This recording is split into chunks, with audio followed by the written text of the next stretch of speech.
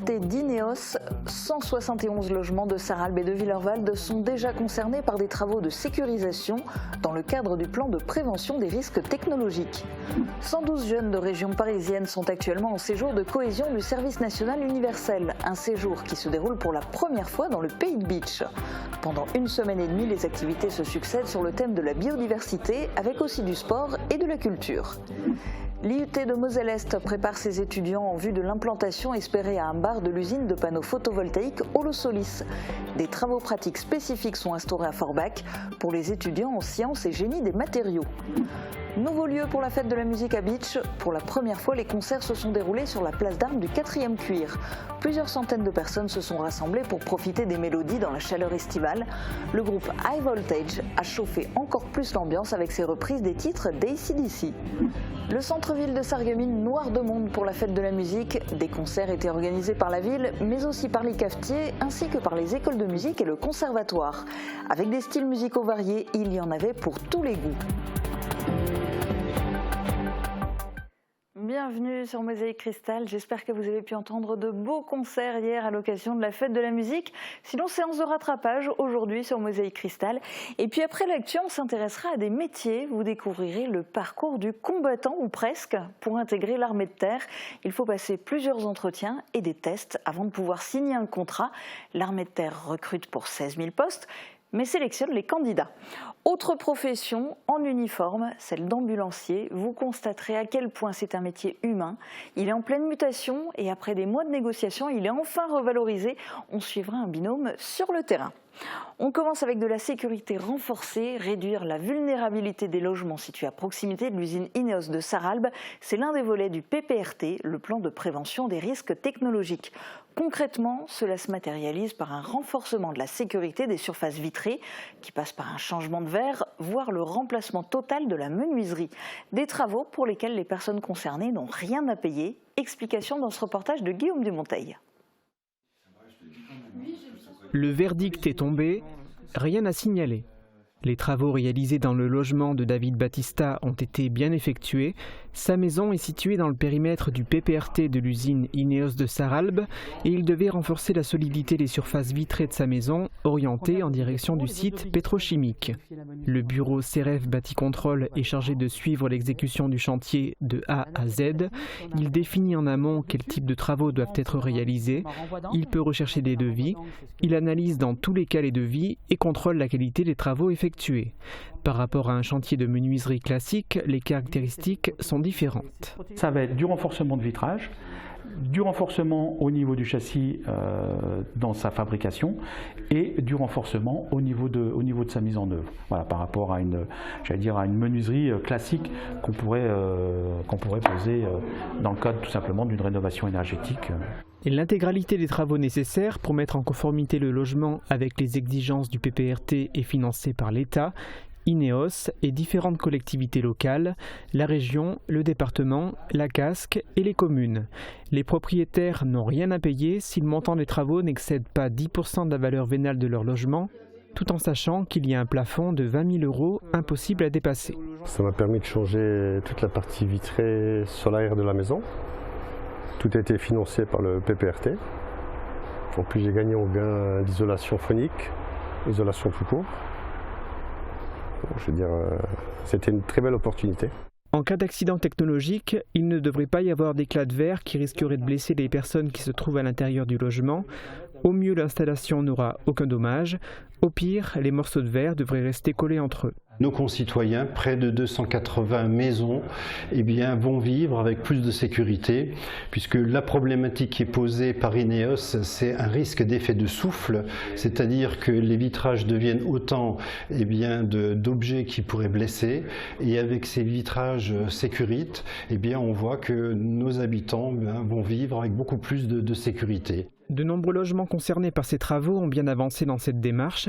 À ce jour, l'ensemble des habitations concernées, situées à Sarralbe et à Willerwald, ont été diagnostiquées. 171 dossiers bénéficient d'un devis validé par le bureau chargé de contrôler les travaux. 138 logements ont initié les travaux et pour 87 d'entre eux, le chantier est terminé. La CASC pilote le dispositif d'accompagnement et rappelle aux personnes concernées le délai à respecter pour qu'elles puissent bénéficier du financement des travaux. Les riverains concernés par le PPRT ont jusqu'au 6 juillet 2025 pour bénéficier de l'accompagnement. Donc pour les personnes qui n'auraient pas encore entamé les démarches, on les invite à retourner leur bon d'accompagnement puis à contacter la communauté d'agglomération s'ils ont des questions. Il y a en effet différents délais à prévoir pour établir les devis, faire valider les travaux et monter le dossier de financement. Des jeunes de région parisienne en immersion au Pays de Beach pour leur séjour de cohésion du SNU. C'est la toute première fois qu'un séjour du service national universel se déroule à Beach. Défense, biodiversité, sport ou encore culture sont au programme pour ces jeunes de 15 à 17 ans, aperçus en images de leurs activités dans ce reportage d'Emilia Zell et David Orès. Ils étaient en chaussettes ou totalement pieds nus pour une partie des ateliers de la matinée d'hier. Après la levée des couleurs, les 4 ateliers ont démarré. Les 112 jeunes viennent d'Yvelines, d'Essonne, de Seine-Saint-Denis et sont issus de tous les milieux sociaux. Au village vacances de Beach, depuis plus d'une semaine, les adolescents de 15 à 17 ans participent au séjour de cohésion du service national universel, SNU. D'ordinaire, les séjours se font à Metz. Mais cette année, c'est à Beach que le SNU a posé ses valises. Alors, il y a eu un premier choc culturel. À l'arrivée, très clairement, ils sont arrivés dimanche dans l'après-midi, voire en soirée pour certains.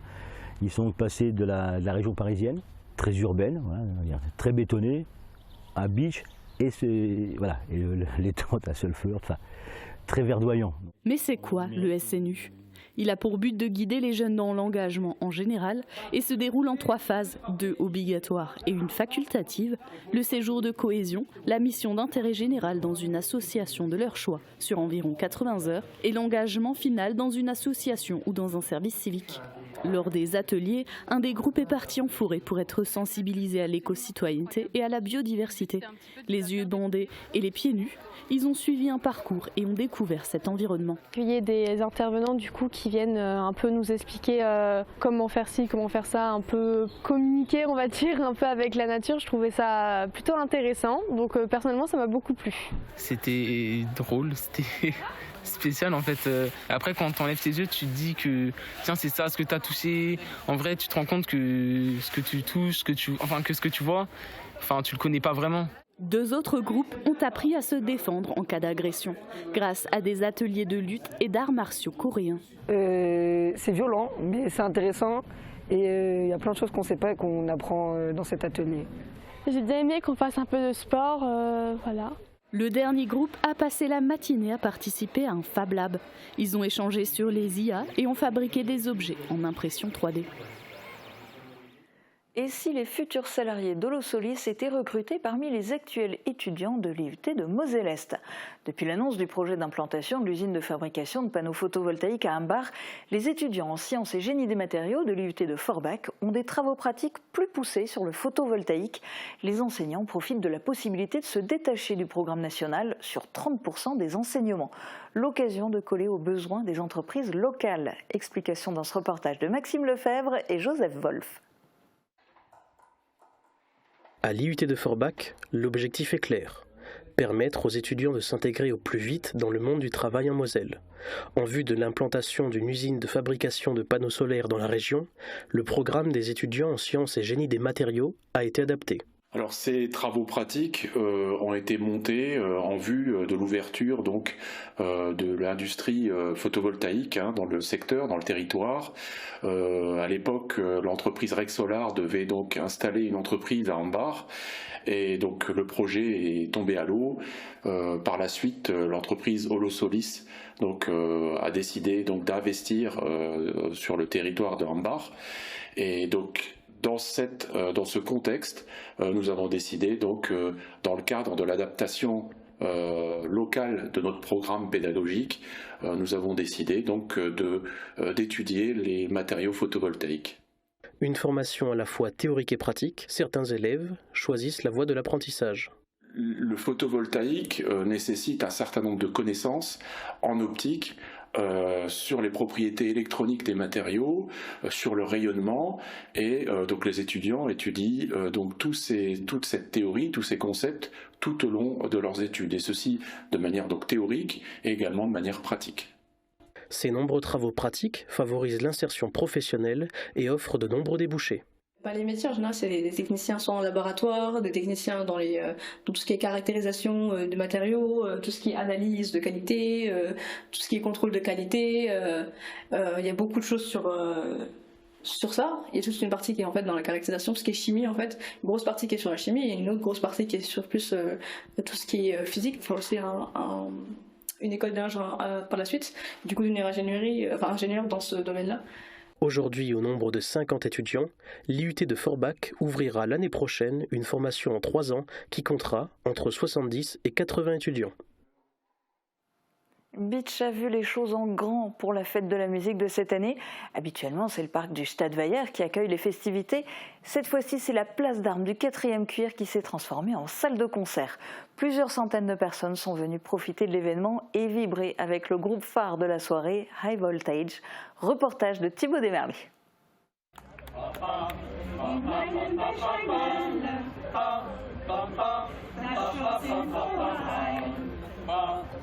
18h30, la place d'armes du 4e cuir de Beach commence à s'animer pour la fête de la musique. La chorale œcuménique entonne quelques chants pour attirer la foule. 19h45, les personnes commencent à affluer. La première partie du concert était assurée par le groupe des Old Sox, composé de 4 membres de 4 nationalités différentes.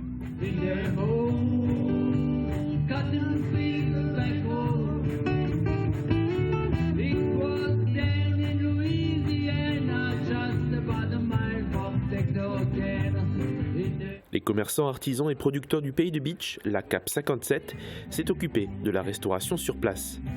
Dans la tradition à Beach, la fête de la musique se fait au parc du Stadtweiher, mais la municipalité a souhaité être plus ambitieuse cette année. Pour gagner en place et rassembler plus de monde, ce quartier était tout indiqué. C'est l'été, donc voilà, déjà ça c'est la première chose, donc la bonne humeur. Et puis voilà, on essaie de trouver un nouveau souffle au niveau de la ville, avec des grands groupes, comme ce soir. 21h30, le soleil tombe et ce sont plusieurs centaines de personnes qui se sont déplacées pour écouter et vibrer avec le groupe High Voltage. Le groupe s'est formé en 2008 et compte aujourd'hui 5 membres. High Voltage, on a un tribut à CDC, ça fait 15 ans qu'on tourne partout en France. En Suisse, un petit peu Italie aussi, on fait des gros événements, les petits événements. Et pour cette fête de la musique, qu'est-ce que vous avez envie d'apporter, de donner? Ce qu'on donne d'habitude sur scène, de l'énergie et de la communication avec les gens.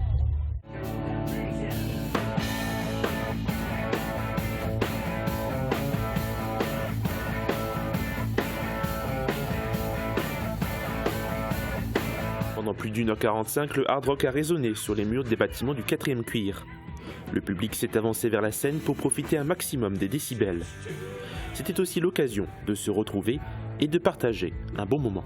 Très bonne ambiance, il fait beau, il fait chaud, on ne peut pas espérer mieux. Moi je trouve ça super parce que dans le coin il n'y a pas très souvent il n'y a pas grand chose et nickel, moi j'aime bien. Moi, la musique déjà en elle-même elle est super. Les guitares et les amplis ont chauffé tout au long de la soirée en faisant revivre les titres d'ACDC. La place d'armes deviendra peut-être le nouveau lieu officiel de la fête de la musique à Beach.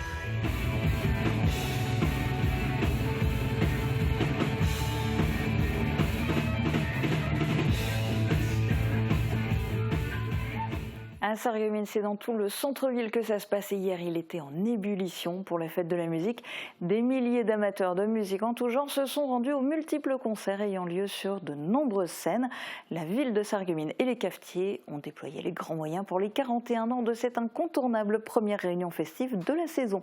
Retour en images et en musique bien sûr dans ce reportage de Jules Lefébure.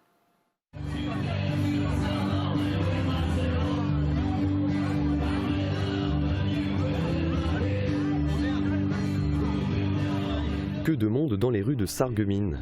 En ce premier jour de l'été, les amateurs du 4e art se sont donné rendez-vous dans tout le centre-ville à l'occasion de la fête de la musique. Si le beau temps a sans doute joué un beau rôle dans le succès de cette nouvelle édition, le programme fourni de cette année y est aussi pour quelque chose.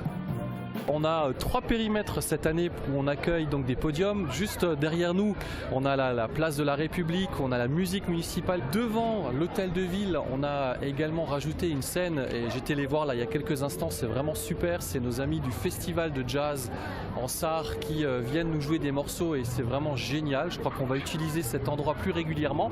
Et j'oublie pas de parler un peu plus loin derrière nous des élèves et des professeurs du conservatoire de musique qui sont également présents et qui nous proposent d'écouter leur création, leur travail de l'année. On va pouvoir les entendre, donc voilà, c'est une fête de la musique grandiose. À tout cela s'ajoutaient les cafetiers et restaurateurs qui accueillaient de nombreux artistes locaux. Avec des notes de fanfare, de jazz, de djembé ou encore de rock'n'roll, il y en avait pour tous les goûts et chacun avait sa raison de venir en profiter à sa manière.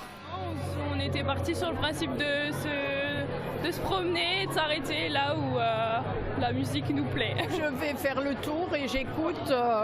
Quand j'entends quelque chose qui me plaît, je reste et puis après je continue et puis je fais le tour de la ville. On termine notre bac et on va le fêter du coup, donc voilà. Un véritable bonheur pour le public comme pour les musiciens, heureux de retrouver une scène le temps d'un set musical. Ça me fait toujours chaud au cœur, quoi. Surtout en ce moment avec tout ce qui arrive, on est content de pouvoir s'évader un peu dans l'esprit, dans la tête et dans la musique, quoi. Oui, donner du bonheur aux gens, m'en donner à moi-même et puis surtout jouer du rock parce que vive le rock, je suis né dedans et puis j'y resterai jusqu'à la fin. La fête s'est poursuivie jusque tard dans la nuit avec des rues noires de monde, un avant-goût certain pour la Saint-Paul qui aura lieu dans les mêmes rues de Sarreguemines du vendredi 30 juin au dimanche 2 juillet. Et demain, c'est un peu la fête du vélo dans la cité faïencière. Le collectif Sarreguemines à vélo organise une action de sensibilisation à la mobilité douce. Un parcours de 7 km vous est proposé au départ de la zone piétonne. Rendez-vous à 18h devant l'institution Sainte-Chrétienne-la-Salle. Avec très peu de dénivelé, c'est un parcours accessible aussi bien aux enfants qu'aux adultes. Et les vélos classiques sont autant les bienvenus que les vélos à assistance électrique. Ce n'est pas une course et c'est un événement gratuit. Il s'agit plutôt de militer pour la cause du vélo. Explication d'un membre du collectif. Le collectif Sarreguemines à vélo propose un rassemblement de cyclistes le vendredi donc 23 juin à 18h. Devant l'institution Sainte-Chrétienne pour proposer un parcours de 7 km avec l'objectif de montrer qu'il y a des cyclistes et qu'on peut faire du vélo à Sarreguemines pour les trajets du quotidien, mais que malheureusement c'est encore un petit peu compliqué, difficile et parfois dangereux, et on essaye donc de faire véhiculer ces idées. Et vous pouvez visualiser le parcours sur la page Facebook Sarreguemines à vélo. Le collectif envisage d'ailleurs d'organiser ce type d'événement chaque mois. En plus, la météo sera parfaite. Regardez les prévisions pour demain. Protégez et mettez en lumière votre maison avec toutes les nuances de crépi proposées par Modèle Habitat. Retrouvez votre programme avec le Crédit Mutuel, partenaire des grands événements de votre région. Une banque qui appartient à ses clients, ça change tout. Bonjour tout le monde, des orages et averses localisées sont attendus dans la soirée, mais après ça on devrait retrouver un temps plus sec et bien ensoleillé pour les prochains jours, avec des températures qui vont même dépasser les 30 degrés pour la semaine prochaine. Demain déjà le soleil va dominer malgré quelques passages nuageux, mais aucune averse n'est à prévoir. Côté température, les minimales iront de 13 à 14 degrés et les maximales de 25 à 26 degrés. Demain, pensez à souhaiter une bonne fête au Audrey et il fera jour de 5h30 à 21h44. De quoi en profiter pour reprendre des activités de plein air comme le vélo. Et des pistes cyclables, ce n'est pas ce qui manque sur notre territoire. Ici à Sarreguemines, près du rond-point de la gendarmerie, vous pourrez retrouver une grande carte regroupant tous les tracés et des itinéraires pour rejoindre le chemin de halage, la zone industrielle ou encore Blisbruck et Sarinsmin. N'hésitez pas à en profiter et dites-nous quelles sont vos pistes cyclables préférées. Passez tous encore une très belle journée et à bientôt! C'était votre programme avec le Crédit Mutuel, partenaire des grands événements de votre région. Une banque qui appartient à ses clients, ça change tout. Le festival Les Étendards nouvelle édition, spectacles, concerts et cinéma en plein air du 24 juin au 26 août. Profitez de nombreuses animations gratuites tous les week-ends. Ne manquez pas l'événement de cet été. Ces tendances et la spécialité de Jardin et Loisirs, un robot tondeuse à Volmonster et Rohrbach. Thibaut et Stéphanie vous proposent moto, quad, vélo électrique et toute leur gamme d'outils et matériel de jardinage, agricole et forestier. Du 30 juin au 2 juillet, vivez un week-end de fête à Sarreguemines à l'occasion des 30 ans du Grand Festival des Arts de la Rue de la Saint-Paul. Près d'une vingtaine de compagnies et plus de 100 artistes pour des festivités sous le signe du rire et de l'émotion. Vendredi 30 juin dès 18h, inauguration en musique et échassier dans les rues du centre-ville. Grand spectacle symphonie par la compagnie d'Hébrahu-Belzac le samedi soir dès 23h. Des animations, des spectacles, un marché d'artisans potiers et des concerts à découvrir. Programme complet sur saintpaul.sarreguemines.fr.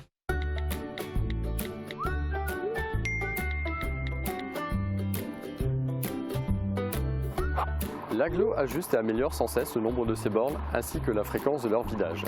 Mais surtout, ne jetez pas de sacs pleins ni de cartons pliés car cela fait perdre beaucoup de place dans les bornes. Quand les bornes sont pleines, il ne faut surtout pas laisser vos déchets au sol parce que comme vous le voyez, les véhicules ne sont pas équipés pour récupérer les sachets individuels. En plus, ça incite les gens à faire la même chose. Lorsqu'une borne est pleine, nous vous conseillons de vous diriger vers une autre borne.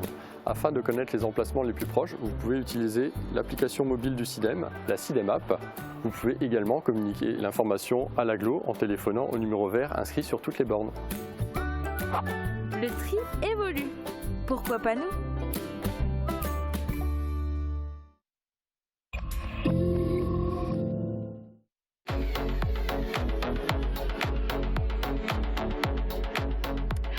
On se retrouve une nouvelle fois dans le cadre pour découvrir un nouveau talent de notre secteur. La jeune chanteuse que je reçois est accompagnée de son piano. Elle nous vient d'Ambar, elle s'appelle Camille Riffelklein. Donnez-moi des jouets et que vienne la pluie. On ne m'ôtera jamais que j'ai déjà gagné de nouveaux amis. Et bam, dans la poitrine. Maman, je l'ai fait pour ça. Je veux pas l'Amérique. Je veux ce cœur qui bat et bat sur la musique. Maman, Pour découvrir cette émission en intégralité, rien de plus simple, rendez-vous mardi sur Mosaïque Cristal. Soyez au rendez-vous. De mars à juin, Lucie Philippot a suivi une candidate tout au long de son parcours de recrutement pour s'engager dans l'armée de terre. Entretiens individuels, épreuves physiques et psychotechniques sont évalués avant la potentielle signature du contrat. Voici les différentes étapes. Victoire saute enfin le pas. Elle se rend ce matin au CIRFA de Metz. Bonjour. S'engager dans l'armée, c'est l'envie qui lui trotte dans la tête depuis plusieurs mois. Reçue par la capitaine Frédéric, ensemble débute une conversation sur ses envies, ses projets et ses attentes de l'institution. Pourquoi c'est un projet? Qu'est-ce qui vous attire à l'armée? La première phase de recrutement, c'est celle-ci. Un deuxième entretien s'enchaîne quelques jours plus tard. Bonjour capitaine. Cette fois, pour parler plus concrètement du recrutement de Victoire. Comme elle, nombreux sont ceux qui décident de faire les démarches. Il faut être français, avoir minimum 17 ans et demi, maximum 30 ans ou 32 ans si on a un bac plus 5 et jouir de ses droits physiques et avoir fait sa JDC. Avec une campagne de communication massive sur tout le territoire national, le premier recruteur de France espère embaucher 16 000 personnes en 2023. En zone nord-est, on compte en moyenne 3 000 jeunes qui décident de s'engager dans l'armée de terre. À Nancy, Victoire a passé une visite médicale et des tests psychotechniques. Place maintenant aux évaluations sportives. Non, pas de questions, tout est clair pour tout le monde. Traction pour les hommes, flexion des bras pour les femmes et endurance pour tous. Victoire a enchaîné les exercices jusqu'au bout. Je me suis entraînée mais je m'étais un petit peu blessée avant. Du coup, j'ai pas pu bien assurer comme je voulais. Mais il n'y a pas que la condition physique qui compte. Il nous est très souvent arrivé d'avoir des candidats qui avaient un niveau sportif plutôt moyen, mais qui ont montré ici une vraie motivation, une vraie abnégation. Et du coup, c'est ressorti dans leur cotation finale et ça a pu jouer en leur faveur. Victoire et les autres candidats passent une avant-dernière étape, l'entretien, pour ajuster leur projet. Qui a lieu avec un évaluateur et qui lui fait le bilan de ces 2 jours et des capacités de l'intéressé à nous rejoindre. Dernière étape, celle qui conclut ce parcours, la signature. Victoire signe un contrat de soldat pour devenir auxiliaire sanitaire. Mais là, je compte partir au régiment d'artillerie, au 40e régiment d'artillerie à Suip pour 1 semaine ou 2 et ensuite j'irai dans CEFIM à Beach.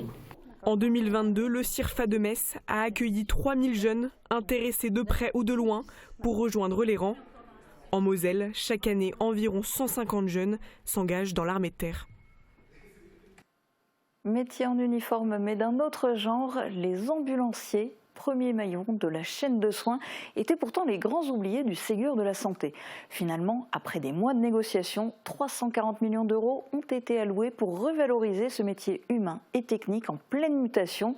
Une première victoire pour la CNSA, la Chambre nationale des services d'ambulance. Immersion avec un binôme sur le terrain. Alors tous les matins, on fait nos vérifications intérieures. On vérifie dans un premier temps le défibrillateur, soit en état de marche. Commencez par enlever tous les vêtements du thorax du patient. Donc là, ça fonctionne. Je vérifie mes bouteilles d'oxygène, la B5, la B11, la grosse bouteille. Ce qu'on appelle un aspirateur à mucosité, c'est pour par exemple une personne encombrée, pour aller aspirer dans sa bouche, pour essayer de dégager les voies respiratoires. Une routine essentielle, car la mission première des ambulanciers est de prendre soin de la vie des patients qu'ils ont entre les mains. On retrouve les mêmes patients depuis des années, certains qu'on transporte depuis 20 ans, et donc c'est des patients qu'on connaît, mais dans le cadre de l'urgence, c'est souvent des personnes différentes, avec, voilà, on doit évaluer leur état clinique et essayer d'effectuer la meilleure prise en charge pour chaque personne. Dans ce pôle central à Metz, 80 ambulanciers exercent et réalisent 100 000 missions chaque année sur tout le département, à commencer par le transport programmé. C'est les gens qui savent à l'avance qu'ils doivent se rendre à l'hôpital, allongés ou assis, et qui prennent un rendez-vous pour dans 3-4 jours, des fois 1 mois, 2 mois, 3 mois plus tard.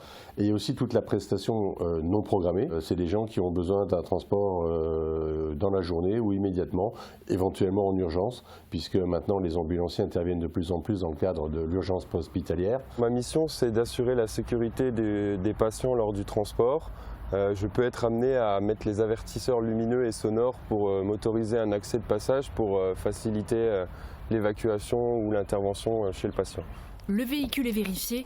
L'équipe que nous suivons est fin prête pour son premier déplacement. Là, on se dirige chez une patiente qu'on transporte depuis un certain nombre d'années, qu'on connaît très bien, qu'on emmène, comme toutes les semaines, faire ses séances de kinésithérapie. Cette patiente, elle nécessite un portage, elle habite au 2e étage, elle est paraplégique. On va donc l'évacuer sur une chaise porteuse. En plus de s'adapter constamment aux patients, il s'agit d'un métier physique, technique, où l'empathie est une priorité, car l'ambulancier est le premier maillon de la chaîne de soins. Prêt pour porter ? Oui. Porter.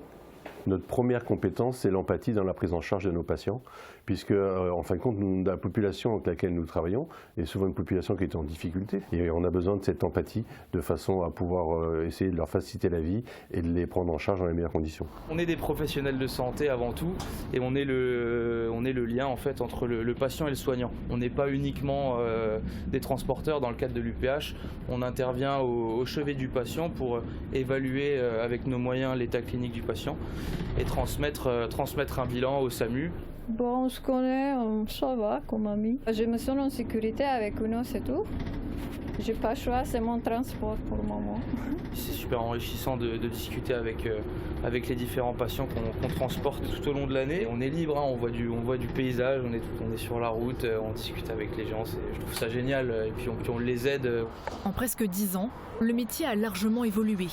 Déjà en termes de formation, plus complète et proche de la réalité du terrain, mais aussi par les gestes techniques, avec la réforme de l'urgence préhospitalière, permettant aux ambulanciers privés de combler les carences du SAMU. Voilà Madame Saladji, bonne séance, à tout à l'heure. C'est aussi dans la façon de gérer la prise en charge des patients, de plus en plus de place maintenant avec le numérique, des appareils connectés, des bilans numériques et toutes ces choses-là. Donc effectivement, non, l'ambulance, c'est une profession qui évolue énormément. L'objectif dans les prochaines années, et de rendre la profession plus attractive avec des formations intégrant le passage du permis, la création d'un bac professionnel, mais aussi la possibilité de se reconvertir plus facilement dans d'autres professions de soins. Pour l'heure, Alexis est toujours autant motivé, car ses journées ne se ressemblent pas. C'est la reconnaissance, l'expérience humaine et travailler dans l'instant, voilà, aider les gens, c'est à mon sens ce qui est le plus enrichissant dans ce métier. Faire preuve de sang-froid, être dévoué, responsable, autant de capacités qui font du métier d'ambulancier une réelle vocation.